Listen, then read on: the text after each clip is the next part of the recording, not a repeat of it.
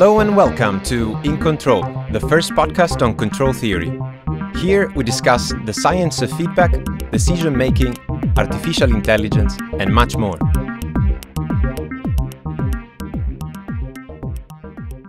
I'm your host, Alberto Padoan, live from a recording studio in Lausanne. Again, we're here in the beautiful French-speaking side of Switzerland for a nice event which brought together some of the most brilliant minds out there in control and machine learning. Today, our guest is Anuradha Annaswamy, director of the Active and Adaptive Control Laboratory and senior scientist at the Massachusetts Institute of Technology in the Department of Mechanical Engineering. Welcome to the show, Anu. It's my pleasure. Thanks for having me. Just before I forget, quick thanks to our sponsors as well, to the National Centre of Competence in Research on Dependable ubiquitous automation, as well as the International Federation of Automatic Control. Anu, just to break the ice, what do the first 60 minutes of your day look like? Well, emails, I think. There's always something very interesting and informative and, surprises that sort of set the day. And, with everybody working around the clock on controls research, colleagues in Europe have been up for instance, 6 hours before me, and they tell me what's been going on, and that sets the day. And, there are then discussions and meetings and all that. And so that's basically every 60 minutes of my day start with. Are you the kind of person that likes, say, to do, physical exercise or, meditation or anything like that? Yeah, I do them, but later in the day. But I'd like to start, have my cup of coffee and just jump into work. Yeah. And of course, these days, there's always Wordle that starts the day. Who isn't doing that, right? And then, of course, email. And that's how my day begins, yes. Yeah, so maybe, shifting towards the topic of today, which hopefully will be adaptive control, which is an area of expertise of yours and also its history. I would like to maybe ask you, what has drawn you to control in the first place? So I know that reading your biography, I saw that you have not just one, but 2 undergraduate degrees. Is that right? That is correct. Okay. And so, I was curious, given that you have this broad span, what has drawn you to control? Okay. Yeah, no, I'd be very happy to answer that. So, as you mentioned, I have 2 undergraduate degrees, and the first one was in math. And what I found when towards the end of that education is that I wanted to really move towards a more applied aspect of math. So this was all fine, and I loved doing what I was doing there, but I wanted to know what it was all for. So that drew me to my second degree, which was in engineering, and there was a very specific program where only graduates were admitted. So it was sort of like a graduate a program almost, except that it was more abridged than the usual undergraduate degree in engineering in India, which is where I come from. Was 5 years at that time. And so this one was more abbreviated in 3 years because you've taken all of your courses already. And that was in electrical engineering. And so, but even there, what I found was here were all these different courses that mentioned as to how the universe worked, which was great. But then was this controls course, which said, no, this is basically how you can modify the universe. And I thought, wow, that's really cool. And I got into that more, and the rest is history, I guess. So I've been working in that same area, have never left school, and I still feel that every day I have something to learn. And like you said earlier, what happens in the first 60 minutes, I can't wait to see what the day brings in terms of new opportunities, new challenges in controls research, and new solutions. And yeah. But from India, then you moved to the US, to Yes. Boston. So what has brought you on the other side, I would say? So I applied to graduate school, so there were obviously lots of opportunities in the United States. And it so happened that I met who would become my future advisor, Professor Narendra, who's also originally from India. And it so happened serendipitously that he was visiting his parents, who happened to be in the same city that I was from. And so, I talked to him. And again, I found even during the 30 minutes of conversation that we might have had, that I was learning so much. And so it was very clear to me that that's where I'd like to go. And so when Yale University offered me admission, I just took that. And so before Boston, that's New Haven, Connecticut. And that's where I did my PhD in adaptive control. Okay. Yeah, so this is actually a good assist for me to ask you, what is adaptive control, or even what is adaptation? So before we delve into this topic, I think I should mention that, you wrote one of the Bibles of adaptive control. Thank and you. I do suggest to everyone in the audience to check out the first chapter of the book Stable Adaptive Systems by Anu and Professor Narendra, because there is a really fantastic section about how to even define adaptation. And it seemed absolutely non-obvious when the whole field started. So maybe you can tell us a bit more about that. Absolutely. No, adaptation is exactly what the English word means. It's, as it is defined in biology, advantageous conformation of an organism to changes in its environment. So interestingly enough, and I don't know if this was quite your question, but let me answer. If it's a different question, then apologies. So in adaptation, that concept is the one that caught the imagination of a lot of flight control engineers and admirals. And so what they really wanted to do was to design systems, design controllers that figured on the fly. And again, the emphasis is on the fly, meaning in real time, as to how to adjust its structure so that it adapted to changes in the environment and corrected itself and behaved. So even before theory, adaptive control theory came into being, adaptive control practice was already there. So it's one of those interesting cases where practice was ahead of theory. So there was this one specific hypersonics program called X-15 where the different control loops that they had, they chose to make one of them adaptive.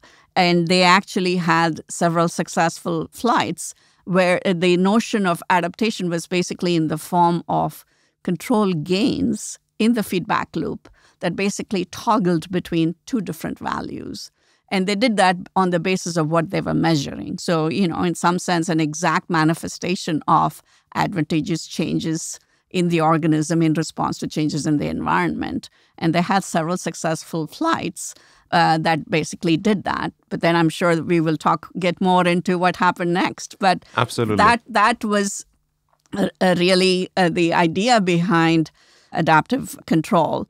And the symposia that were held on adaptive systems at that time tried to capture that essence in the definition of an adaptive system. So, and then came lots of different efforts in trying to come to a very crisp and useful definition of adaptation and adaptive control.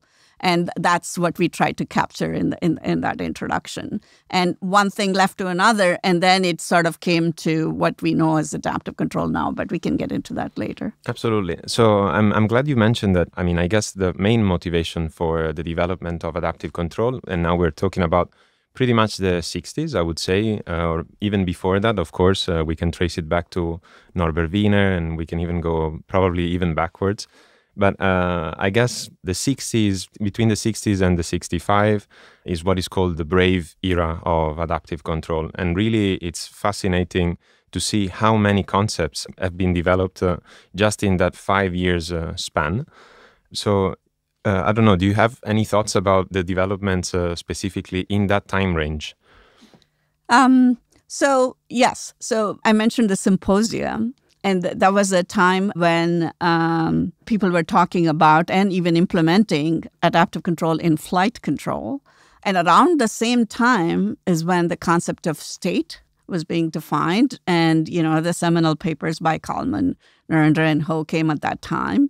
And dynamic systems and control systems started to get codified around that time as well. And so people were beginning to understand how to implement the notions of feedback control and the methods by Black and Bodie and Nyquist, and understanding closed-loop control system design by analyzing forward loop and so on.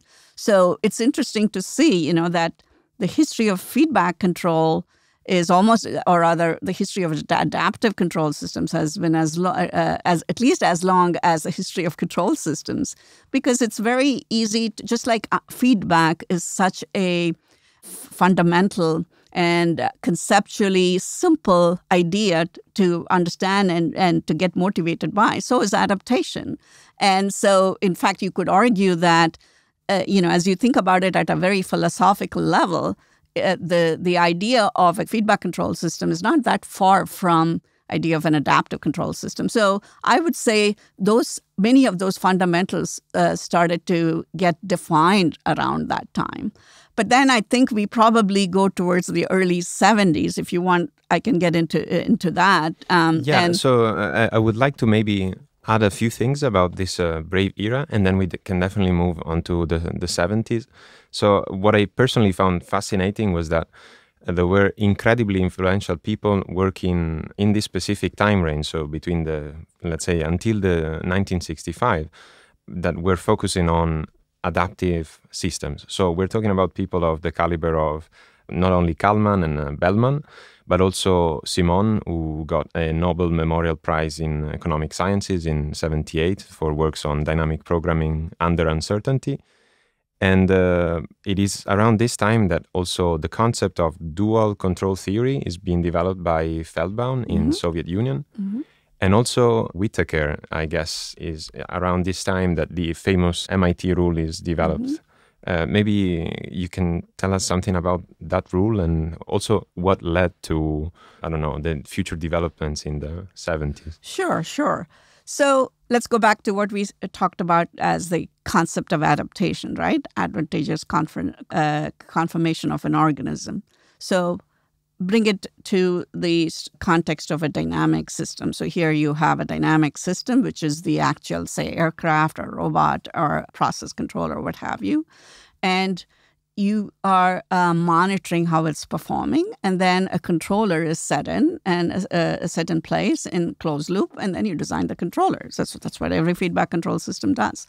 So now the advantageous conformation here in the context of an adaptive control system is basically one where you are advantageously adjusting the control parameters in that control system. So imagine if you had a PID controller, then you're adjusting the PID gains, because what you did at 10,000 feet might be very different from what happens at 30,000 feet and so on.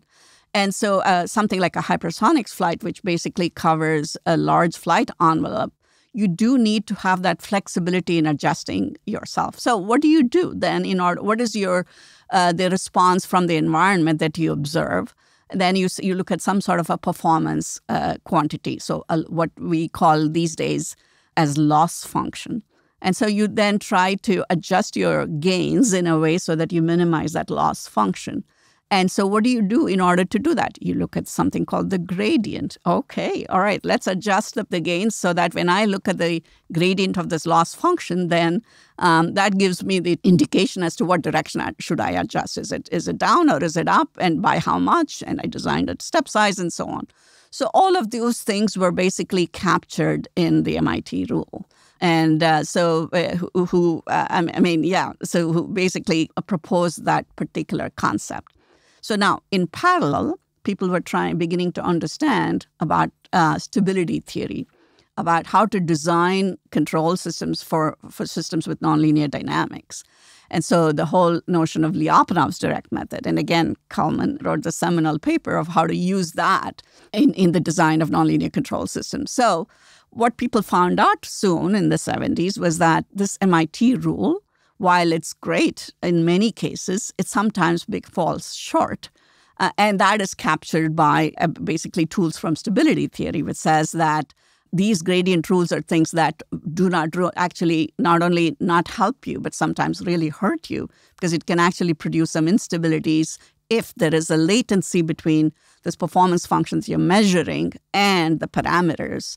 And some of those counterexamples basically were brought in. And so that basically led to adaptive control theory, where you really need to look at two different kinds of measures and errors in the system. One is this loss function that you can actually measure but the other is the parameters that you're trying to learn and adjust. And you need to worry about what kind of latencies basically are present between the time you measure and the time you adjust. And not all problems can be tackled by just using the gradient alone. So that basically was sort of the foundation of adaptive control theory. That's a fantastic way also. We're talking about fantastic way to move towards, a transition between this brave era and the era of the 70s, where you mentioned that there is a prominent role of Lyapunov stability in adaptive control.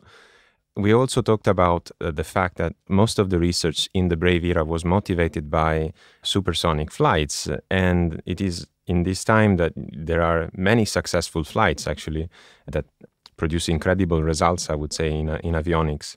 Maybe we can hear an excerpt of a video that is taken from those years. And of course. Yeah.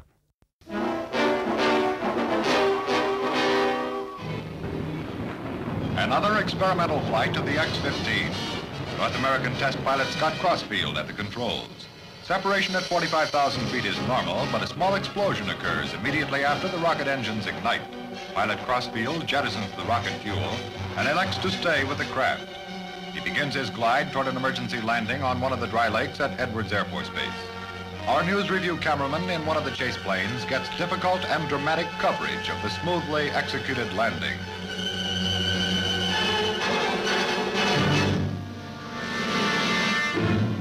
Crossfield is uninjured, but the X-15, one of 3 in the X-15 research program, sustains minor repairable damage. Crossfield checks his bird, which prior to this incident had made several successful glide and powered flights. Soon the X-15 will be released from contractor demonstrations, and research flights will begin by the National Aeronautics and Space Administration and the United States Air Force. So this excerpt testifies the success of adaptive control, I would say, in practice in the field of avionics.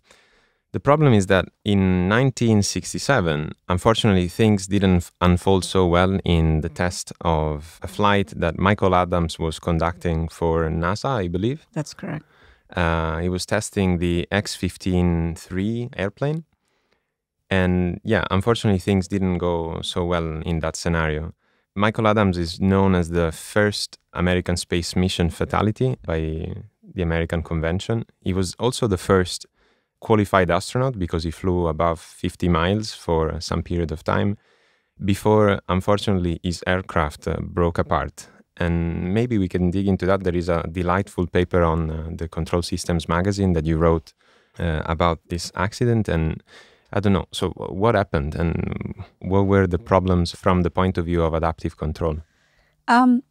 So I would certainly defer the details of what happened to the paper. So we do get into that in detail.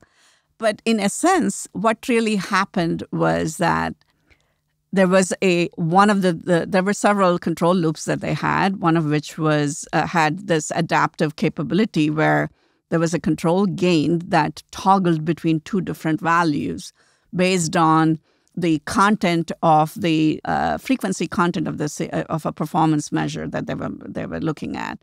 And if, depending upon the frequency content, it was either a smaller value or a larger value, I forget which, and that was the algorithm.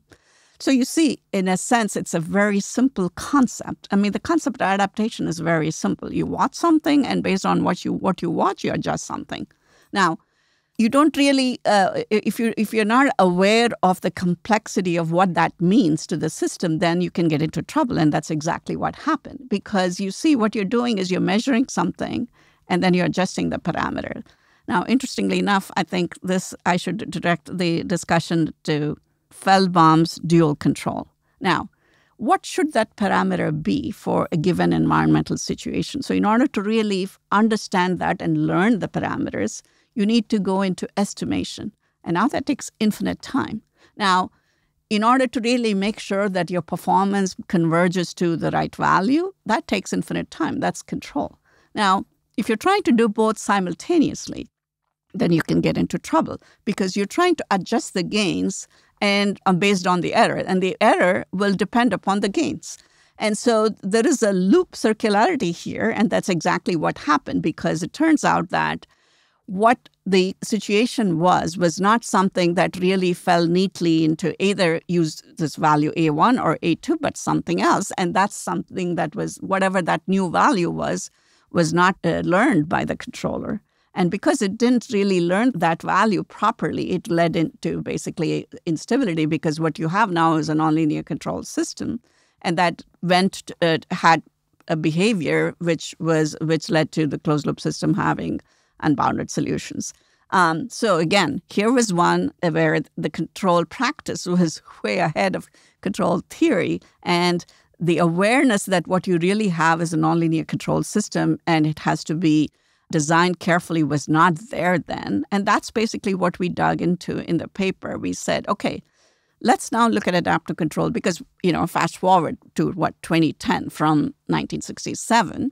Now we have this understanding of how you should design adaptive control systems, how you can deal with this concept of dual control, where you have this conflict between infinite time for estimation and infinite time for control. And you basically break that by introducing appropriate control structures that can make sure that your performance is well behaved and you have that under control before learning. So you do control first, and then with hindsight, you learn the parameters. That basically is, in a sense, the foundation of adaptive control theory. It determines a solution to a dynamic system which has uncertainties in real time, without having fully learned what the nonlinear system is. But what it does is it basically, even with imperfect learning, figures out what the control system ought to do, and so that you can then have the performance in check. And so what we did in that paper is to basically lay that out and have a provably correct adaptive controller. And then we compared it with what was actually implemented in the MH96, which is a Minneapolis Honeywell 96 controller. That was the name of that adaptive controller that they had in that fatal flight. And then we said, okay, let's start to try and compare apples with apples. And so we started to have a configuration where they looked identical except for, say, the change in the way in which the parameters were adapted.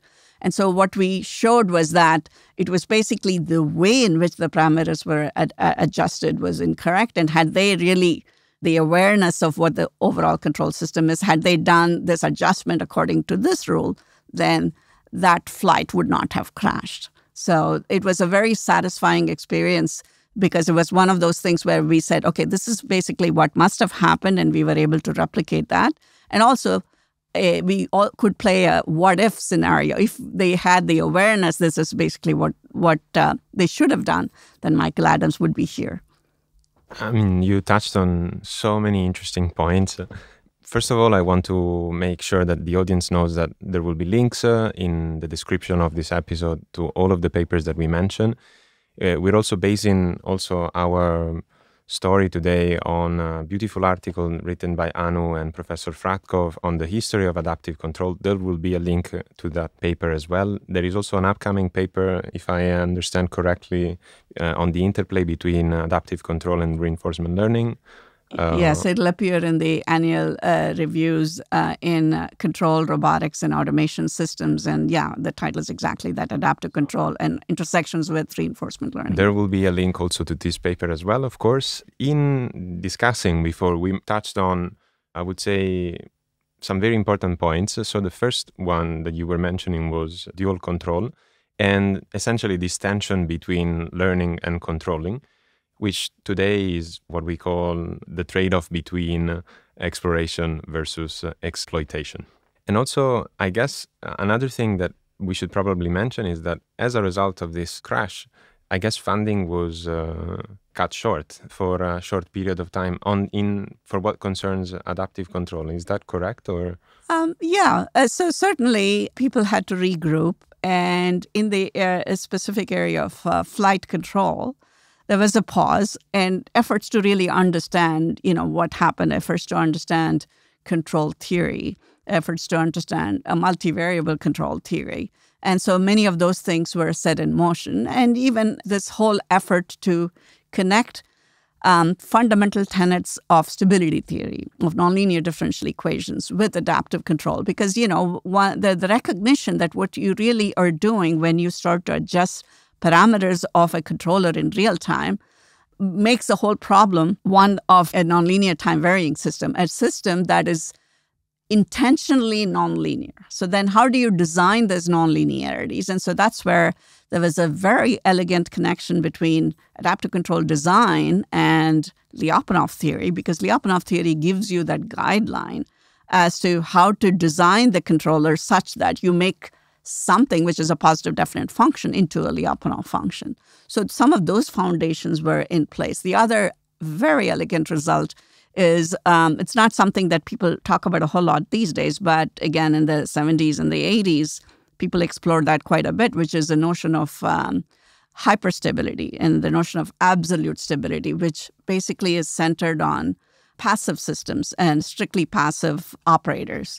And so the whole idea is that if you have, even though they might be nonlinear, then if you have something which is a strictly passive operator in forward loop, then you can have several passive operators in feedback loop, and structurally the system will continue to be stable. So that's why it was called hyperstability.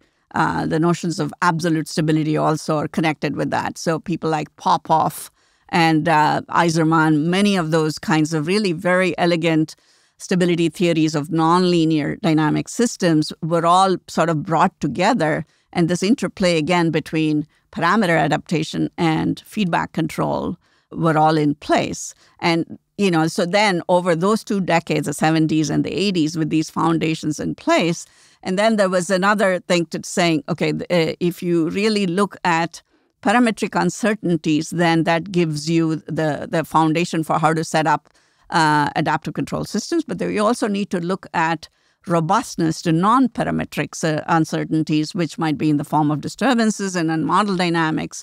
And so I would say in the 90s, the foundations of robust adaptive control were in place. So this led to introducing terms which we didn't call it as regularization then, but it's really ways of regularizing the underlying function, which is convex, and you really need to make it strongly convex. And that gives you the robustness. And that led to a whole bunch of methods based on dead zone, based on what is known as sigma modification, E modification, parameter projection, and all those basically led to this is how you would design a robust adaptive control system. And so with that, now I should say, we should come full circle. And now coming into the 21st century, there's been actually several successful demonstrations of advanced flight vehicles with adaptive control, which are actually in production. And many of these things have been designed by Boeing. Yeah. This is something that I didn't know. You've touched again on so many interesting aspects. I would like to dissect them a little bit more, all of them, just because it's such a fascinating story. So again, maybe like moving on from this accident in the 70s, you mentioned that Lyapunov stability took over somehow. This is also the time, just after 1967. Correct. Is really the time of also the developments that led to going on to the moon, essentially. Yeah. And so in between, let's say, the 70s and the 80s, stability really played a role. Lyapunov stability really played a role in adaptive control. And as you were mentioning, in moving forward towards the 80s, once you have a Lyapunov, let's say, setup, then it is immediate to ask also the question of robustness of these methods.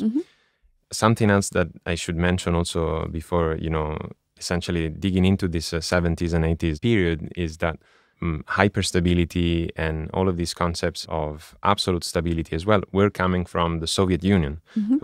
And I guess this was also the result of the competition between the US and the Soviets. I'm not sure about that.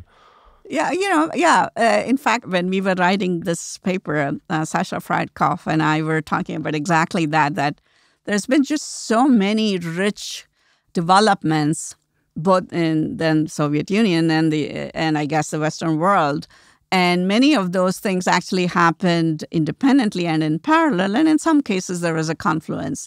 So the other interesting place where a fundamental tool that was developed that's, again, used very much in adaptive control is what we call as the Kalman-Yakubovich lemma. And so right there in the name, you can see this sort of parallel development because separately, Kalman and Yakubovich independently came up with this, which is, I think, one of the really beautiful results because it connects what happens in analysis in time domain with what happens in frequency domain. And there are not that many results that basically provide this connection between these two very different representations of dynamic systems.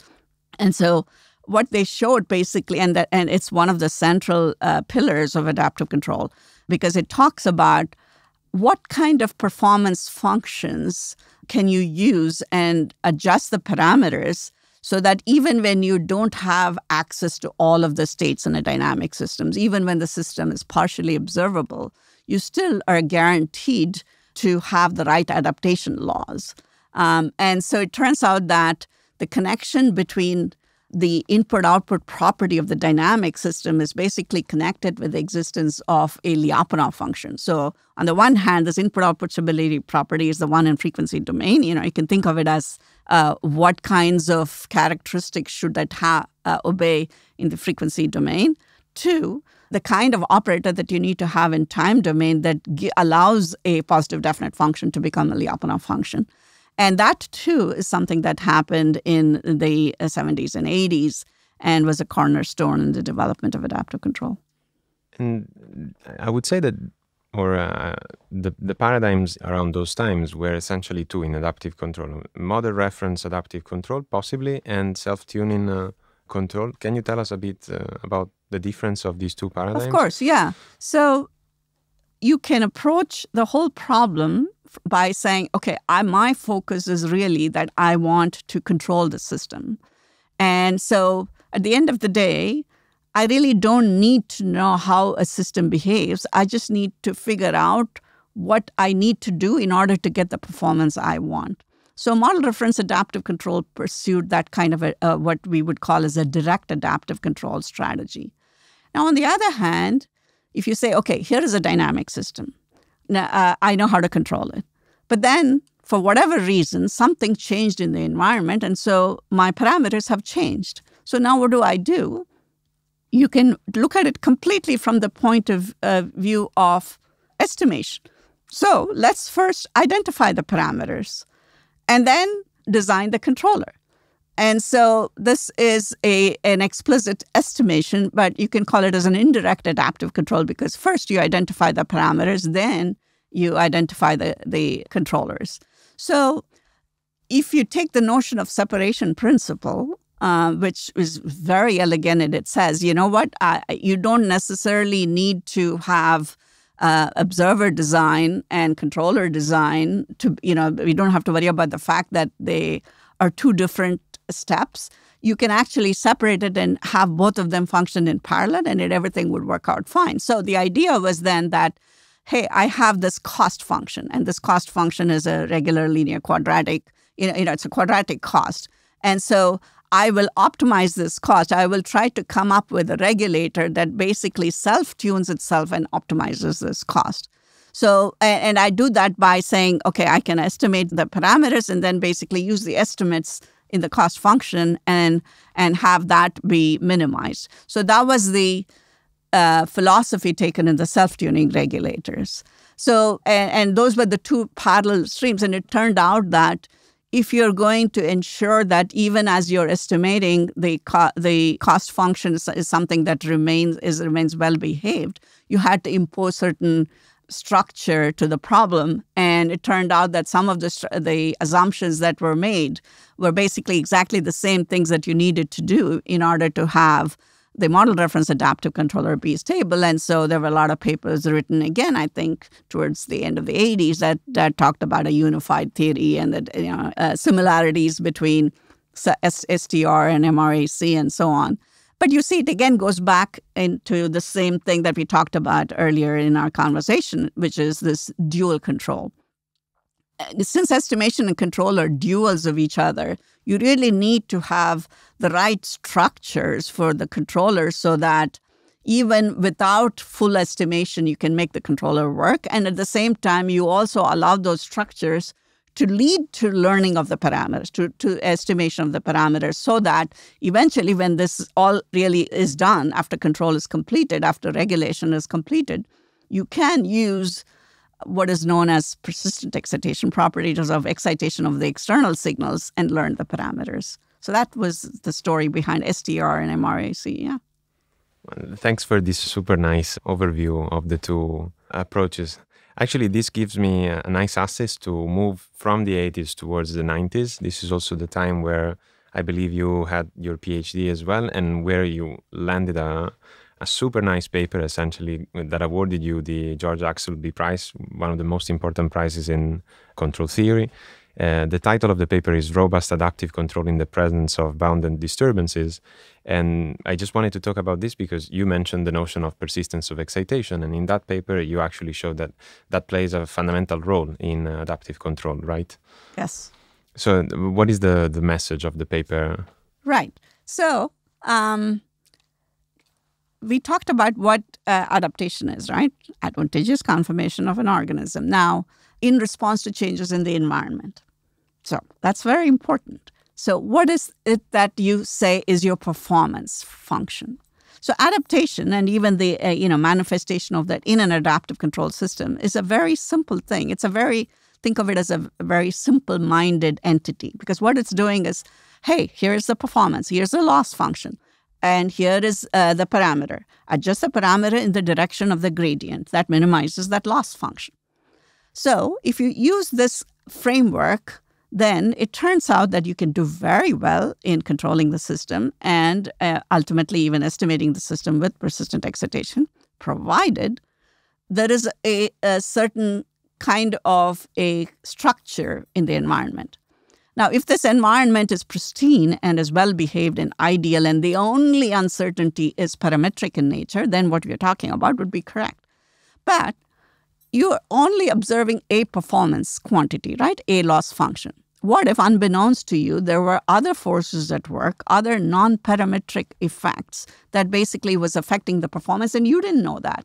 So if that happens, then essentially you are trying to adjust the parameters in a direction that might make that performance well-behaved, but you might end up destroying something else. And that basically was what people were observing could happen in adaptive control systems.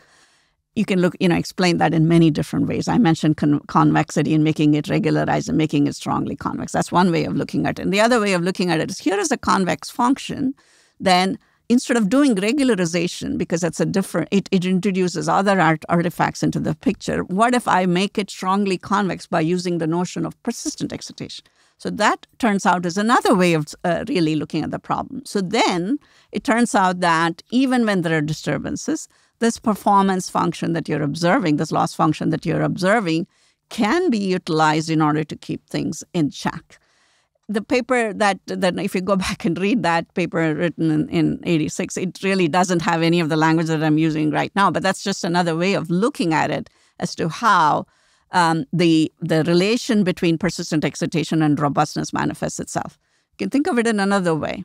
Nonlinear systems or differential equations are extraordinarily rich compared to linear differential equations. The notions that we have of what happens for the unforced system and what happens in the presence of external forcing inputs is very different between a linear system and a nonlinear system. And that basically is what is mentioned in the paper. If you take a system that is, so there is no external input, and you've got a nice system that's uniformly asymptotically stable, right? The origin is uniformly asymptotically stable, meaning you shake it, everything will go back to the origin. Now you introduce exogenous inputs into the picture. We know from linear systems that if you have a situation like that, bounded input will produce a bounded output. Not so for nonlinear systems. There is a very nice paper by Varaya, DeSauer and Varaya, I think. Actually, I have to go back and check the authors. Certainly it's by DeSauer. Maybe the co-author is not Varaya, but someone else. who basically show this very nice counterexample where you have a uniformly asymptotic stable system. You put in a bounded input. Not only does the output does not remain bounded, it actually blows up. So we were able to come up with a counterexample very similar to that in the context of an adaptive control system, which basically showed that if you just had the simple gradient rule type of thing, and then you introduce a disturbance, you can actually come up with a positive definite function and show that there is a region, not bounded region, where if you start there, you will stay there forever, and it's an open invariant region, and so the trajectory, it actually blows up. So what it says is that things may not actually, it's not easy to show stability, but it actually becomes unstable. Fortunately, there was also a happy ending into that paper, which says that this might happen if you don't have enough persistent excitation. So not only do you need persistent excitation, but you need enough of it. So sort of a signal-to-noise ratio type of condition. And if that is satisfied, then you get bounded input, bounded output for nonlinear systems, which is why that paper, I think, is very special. Very quick comment about this fact that you mentioned on the level, if you want, of persistence of excitation, because from my very humble perspective, it seems that these notions are now coming back in vogue in these times, at least at major conferences in control. But yeah, as you mentioned, from the 80s to the 90s, we start moving our horizon, if you want, in adaptive control towards issues of robustness and nonlinear systems, essentially. So that's the way I read the history, at least, of adaptive control. So I would like maybe to shift towards those years and maybe even with a look towards our current times. So what happened, let's say, between the 90s towards the 2000s and 2010s, maybe? Oh, it's hard to sort of single out any specific sort of direction. So just like, in general, what happened in the rest of the control systems branches, adaptive control started looking at nonlinear systems, different kinds of nonlinearities, multivariable systems, distributed adaptive controllers, looking at what happens when there are time delays, and what happens when you're trying to implement adaptive control in cyber-physical systems, and what's the right way to allocate the computation to different kinds of components in a real-time embedded system. And of course, applications. What exactly is the kind of uncertainties that are typically present in applications, for instance, in a flight controller? You say, okay, here is a system dynamics, even let's say x r equals ax plus bu, A and B are unknown. Let's parse that a little bit more carefully. What exactly is unknown in a dynamic system? Because it's not as if you know nothing about A and B and then you start designing K. There's a lot of information. And so one of the things it sort of, came into, that people had a better understanding of as time went on. For instance, wind tunnel tests are some things that are very carefully employed before designing a flight control system. So there's a lot of information in the dynamics. So based on, aerodynamics, understanding of the equations of motion, conservation equations, and then I'm putting it in a very simplified way. A is not really unknown. There's a lot of information in A. Now, on the other hand, B matrix, that's a very different story. It's not often that you know everything about it because it has to do with the way in which control surfaces interact with the aerodynamics. And not only that, control surfaces, have many different components to it. From the time you actually have the information coming from your controller and then goes into the appropriate computational structures and then goes into this thing called the actuator. And then the actuator basically provides, say, for instance, the control moments and forces. There's a lot that goes on. And in that whole chain of events, there can be a lot of uncertainty. So sometimes it's not that A is unknown. There are specific aspects to B times U, that basically can have uncertainty. So then you see, you have this very generic theory, but then you have to systematically break it down and figure out how it should be applied. So many of those developments also happened as the years went by. So, and then how do you actually, scale the whole problem up? So one of the papers that we wrote was on a multivariable control system which was for a very flexible aircraft, which had something like, 700 state variables and 33 control inputs and 300 or so outputs. And so, then it had several parameters that we were adjusting, and we showed that in real time you could do all of those things. So, many of these kinds of developments, I would say, are probably what occupied the attention and is still occupying the attention of researchers in the adaptive control community. Maybe not to, of course, it will not be possible to cover everything in the span of just 1 hour or a little more. So we'll definitely do some injustice to some researchers in adaptive control. But something that I really want to touch on is the connection between adaptive control and essentially reinforcement learning or modern machine learning. I found in reading this beautiful history paper that you wrote together with Professor Frachthof that there was an article by Richard Sutton, Andrew Barto, and Ronald Williams on the Control Systems magazine. So literally speaking to a control audience, where the title is literally Reinforcement Learning is Direct Adaptive Optimal Control. So I found it incredibly funny because they're now regarded as pioneers in the field of reinforcement learning. And they were telling us that what they're doing is direct adaptive optimal control. Yeah, so essentially in 2016, we all know that AlphaGo made a splash by beating Lee Sedol, the champion on the game of Go. And therefore, there was a huge resurgence in interest, if you want, on reinforcement learning. What is the interplay now? What is the status? Right. Oh, that's a very hard question to unpack, to answer in the time that we have. Again, just like the one, I would certainly like to defer the listener to the recent article that I mentioned that will appear in the annual reviews, Controls, Robotics, and Automation for details. But, the two fields, reinforcement learning and adaptive control, have evolved differently with different tools and, more importantly, different objectives. And the problems formulation statement in the two fields, they also vary. So what is adaptive control saying? Adaptive control is saying that I have a dynamic system. And right now, there is an uncertainty. Or, imagine, again, let's consider a flight platform, right? A quadrotor. It's a drone. It's flying and it's in mid-flight. And then something goes wrong. It's in mid-flight, and then right now, in real time, something goes wrong. You don't have time to do experiments and do a lot of simulations. And, what if I were to use this policy? Then what would it do? You just don't have the time. And so you directly have to adapt. And you have to figure out on the fly what kind of thrusts do I give to those motors in order to have it still do its thing, whatever it might be, hover, follow a particular flight path. So the emphasis is on coming up with a solution in real time. So because of that, adaptive control is geared towards what happened and what is happening. So it looks at the past and the present. Now, when you go into reinforcement learning, the trajectory there evolved from a point of view of optimality.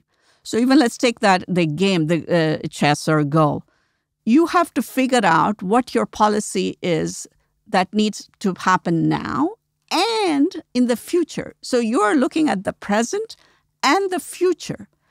And you're trying to be optimal in terms of what the policy is that you're going to take so that you can beat your opponent. Now, you can see that distinctly they have two different points of view. Past and present is really what you're looking at in adaptive control simply because of the problem statement. And again, present and future is what you're looking at simply because of the problem statement. So necessarily, they deployed different disparate tools in order to realize their objective. However, both of them have a common feature, which is that both of them are trying to deal with problems that have uncertainties in them. But it's just that when you go in start unpacking it and go into the details, the statements that are being made and the tools that need to be employed start becoming different. And so this is why when you start to apply RL to problems in dynamic systems where there are uncertainties, I think one needs to be careful in figuring out what exactly are the different kinds of things that are under your disposal. If indeed you have time to make the decisions of exploration, then you have time before you start figuring out when you start your exploitation. Exploration here is parameter learning. Exploitation here is control. I mean, though, if you go into the details, I'm sure there are different shades and nuances. But for the sake of discussion, suppose you do that. Then, if you're in real time, you don't have time to explore. You really have to control first before you can learn. So then control comes before learning. So those are the kinds of things where, adaptive control and reinforcement learning differ and have different kinds of strengths and weaknesses. There's no question that there is a lot of tools that we can do in machine learning that help us deal with unstructured environments, large data sets, huge number of agents. So many of those lessons and successes that have been illustrated in algorithms, we should start to figure out how we can combine that and with tools that are used in adaptive control. From the same point of view, adaptive control basically has lots of do's and don'ts for very good reasons, like, this whole concept that we keep talking about of duality between estimation and control. Sometimes you have to put control before learning. You do control first, and then you learn with hindsight.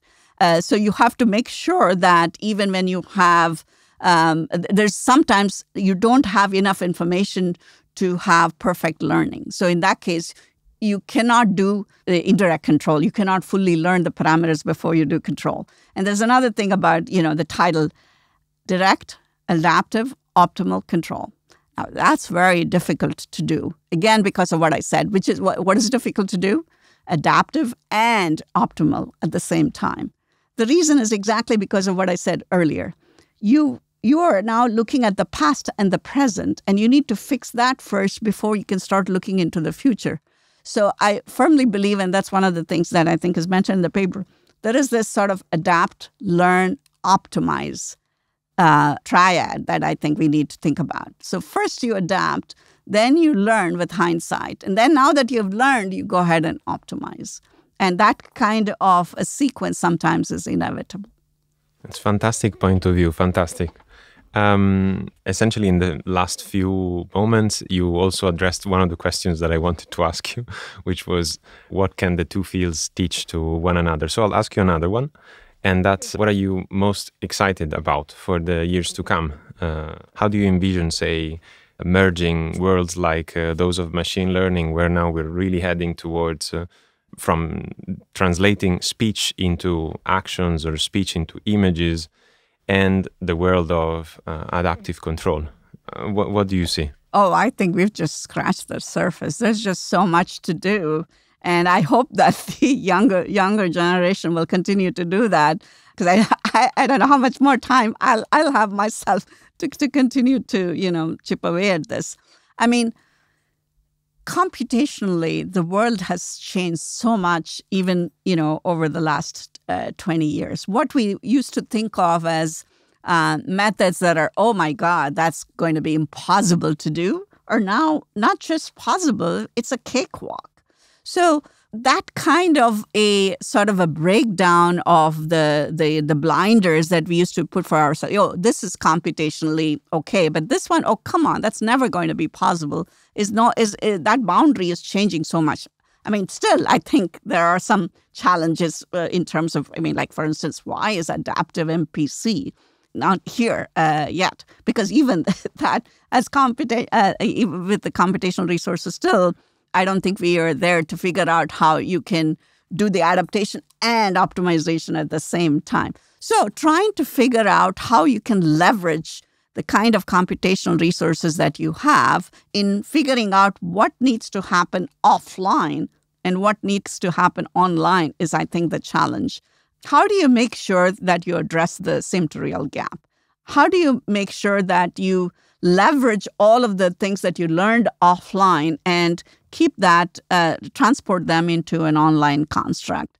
This interplay is, I think, becoming very complex. And that is, I think, the boundary that we have to navigate and figure out and tease apart as we go forward. I think there's so much to do there. And again, one of the biggest things that has to happen is more dialogue and more conversations and more collaborations between the two communities, which is beginning to happen. So not necessarily just more computation, but also more theory, more dialogue, as Absolutely, you said. yeah. Okay, maybe, moving towards the end of our conversation, there's a couple of questions that I tend to ask to everyone that features on the show. One of them is about advice to future generations. So if there is anything that you would have liked to know before starting your career, was there anything that you would advise, say, to current students or even future students? I think you need to figure out how you can be extremely good at one thing and very good at many things. It's not easy to do. You have to have a mainstay that where, and that's what if you think about if you're a doctoral student, that's exactly what a PhD is, right? That you are going to be the expert, not just one of the experts in that particular area, and you're intimately familiar with that, right? That's what I mean by that. But I think the specialty is becoming, it needs to happen even along with many other things. And so the breakdown between what you're doing in your area and its interrelation with the other domains is becoming a lot more complex. And so compared to, I think, what it used to be maybe 20, 30 years ago, the awareness and the understanding of how to converse with other transdisciplinary partners is becoming more and more important. Controls is changing a lot. It's no longer a feedback control of a single device or a single system.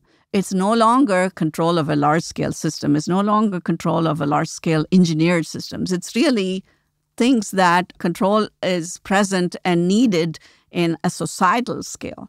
So which means that you really you need to start thinking about what does it mean, this concept, in this very broad canvas. How do you apply that in the context of, say, for instance, energy justice, which is a totally different domain, but still there is a notion of here is a system, here is a performance, here's ways you monitor it and develop metrics, and here is how you mitigate something, right?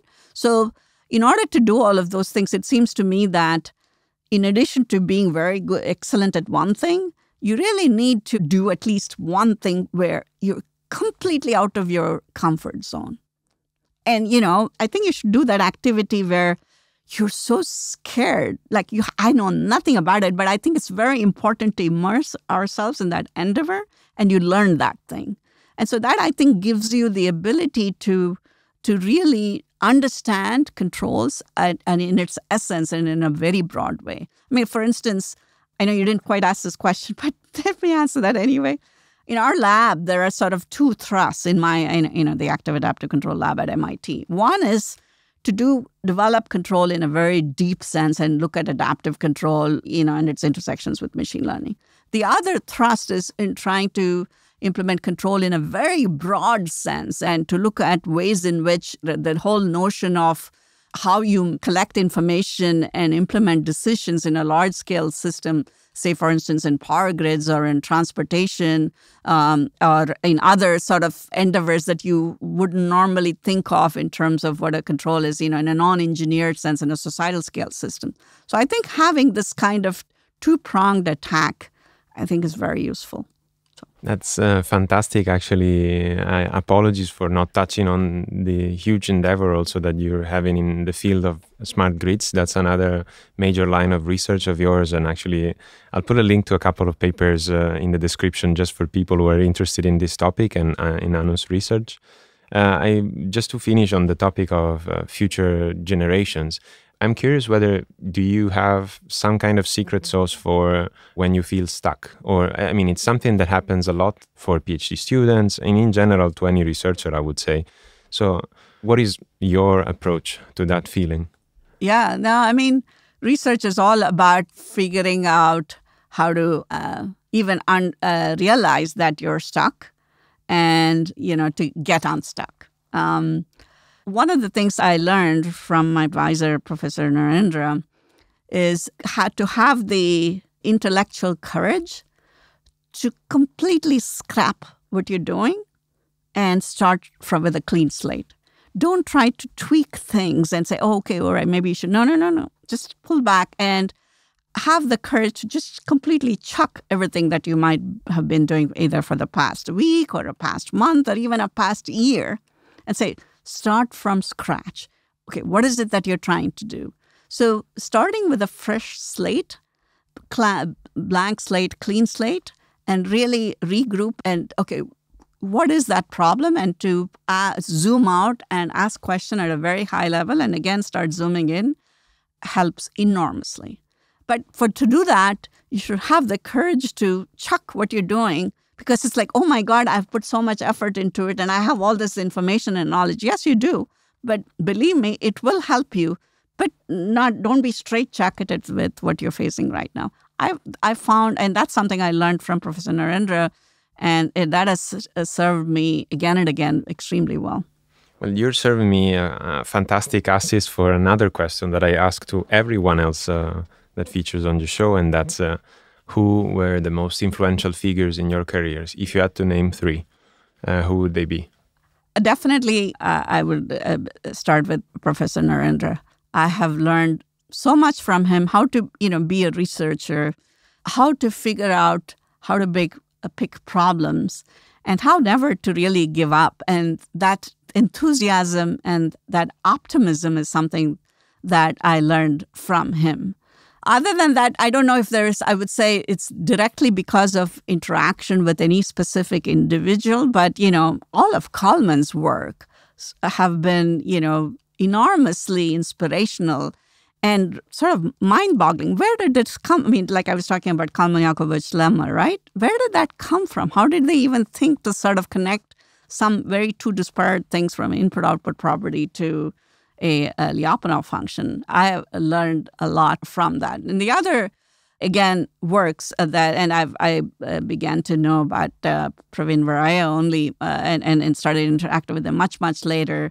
But again, his papers, too, I found have been enormously educational and inspirational in terms of how you can, and there's something that is attributed to him in terms of what they call as a folk theorem about optimization in power grids. And I find that to be a seminal work that sort of brings in elements of analysis into something that really was groundbreaking in the context of constrained optimization in power grids. So I would mention, I guess, those three individuals, yeah. Thanks for this. In closing, maybe the last question I want to ask you is out of curiosity on a more personal level. Do you have any favorite pastime and I don't know, do you like reading? Do you like any specific type of exercise or anything like that? Oh, yeah, no, I like to read a lot. Though I'm more partial to fiction than nonfiction. So I always have at least one book on iPad to read and one physical book to read. So, about anything and everything. I mean, I'm part of 3 different book clubs and Do you have any 3 books to recommend to the audience, like your favorite books ever? The Book Thief, Cutting for a Stone, those are older. And the most recent one I read was Cloud Cuckoo Land, which is absolutely fantastic.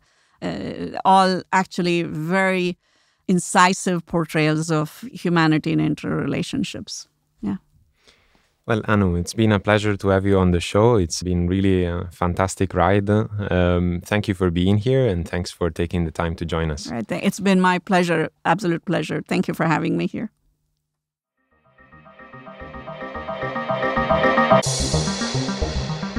Thank you for listening. I hope you liked the show today. If you enjoyed the podcast, please consider giving us 5 stars on Apple Podcasts, follow us on Spotify, support on Patreon or PayPal, and connect with us on social media platforms. See you next time.